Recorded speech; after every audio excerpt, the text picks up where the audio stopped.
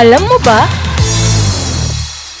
Kapag tayo ay nagbabasa ng diaryo, agad na umaagaw sa ating atensyon ang mga headline na kadalasang nakasulat sa capital letters. Hindi lamang ito pumupukaw ng interes ng mga mambabasa, kundi nagbibigay diin din sa mga maiinit na isyong pinag-uusapan. Sa paggawa ng mga dokumento, maaari tayong pumili kung gagamit ng lowercase o uppercase na mga letra.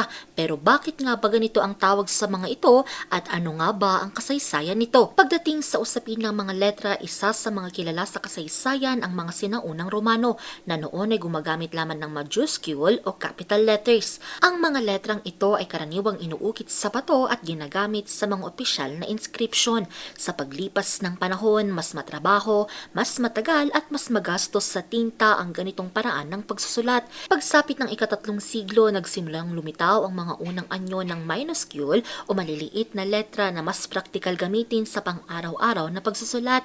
Kalaunan, lalo itong napaunlad at naging mas malinaw at organisado.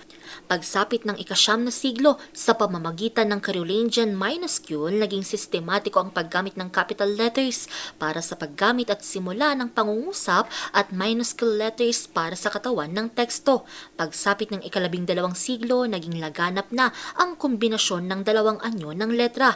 Noong ika-15 siglo naman, higit pang napadali ang paglilimbag ng mga libro at babasahin sa pag-usbong ng printing press. Sa prosesong ito, ang bawat letra ay hiwa-hiwalay na inaayos bago lagyan ng tinta at ilipat sa papel.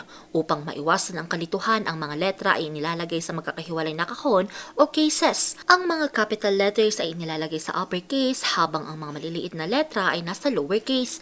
Dito nagsimula ang mga terminong uppercase at lowercase na ginagamit natin hanggang sa kasalukuyan. May mga trivia ba kayong gustong malaman? I-comment na yan at ito ay aming sasagutin. Ngayon, alam mo na!